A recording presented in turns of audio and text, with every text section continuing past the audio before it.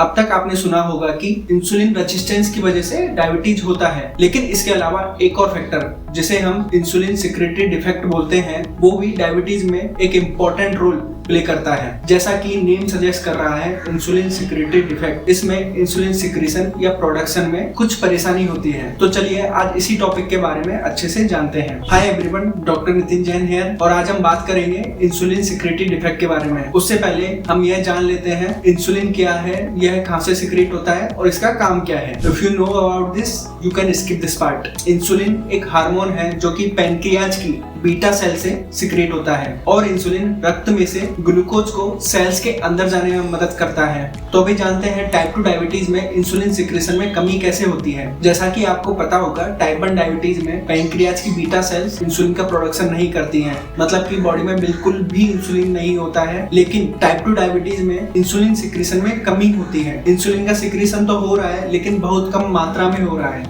अब इसके पीछे 3 रीजन हो सकते हैं। पहला, बीटा सेल्स की मात्रा में कमी। यह बीटा सेल्स की मात्रा में कमी फैटी लिवर साइकिल और फैटी पैनक्रियाज साइकिल की वजह से हो सकती है। तो चलिए इसको डिटेल में जानते हैं। इसमें भी इम्पोर्टेंट फैक्टर है हाई शुगर या हाई कार्बोहाइड्रेट डाइट।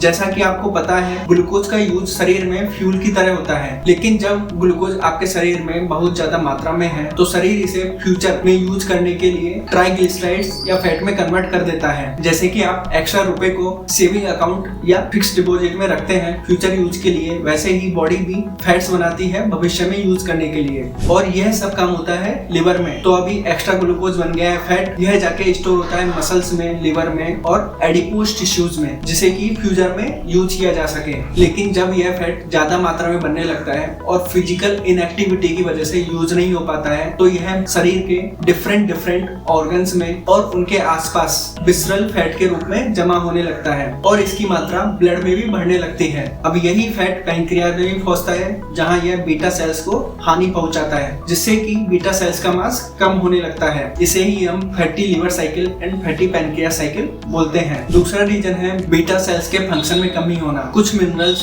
जैसे कि zinc, cobalt, chromium, magnesium, boron and vitamins जैसे कि vitamin B1, B2, B3, B6, B12 and vitamin D insulin production, secretion and glucose metabolism में इंपॉर्टेंट रोल प्ले करते हैं, तो इनकी कमी की वजह से भी। और तीसरा है change in the beta cells identity. Different environmental reason और जेनेटिक्स की वजह से बीटा सेल्स की आइडेंटिटी में चेंज हो जाता है, जिससे कि वो इंसुलिन का सिक्रेशन बंद कर देती है। तो ये 3 रीजन, बीटा सेल्स की मास का कम होना, फंक्शन में कमी होना और उसकी आइडेंटिटी में बदलाव, इंसुलिन सिक्रेटरी डिफेक्ट करते हैं, और यह एक इंपॉर्टेंट रोल प्ले करता है डायबिटीज के डेवलपमेंट में। अगर आपको यह वीडियो अच्छा लगा तो लाइक करें। Stay inform, stay healthy.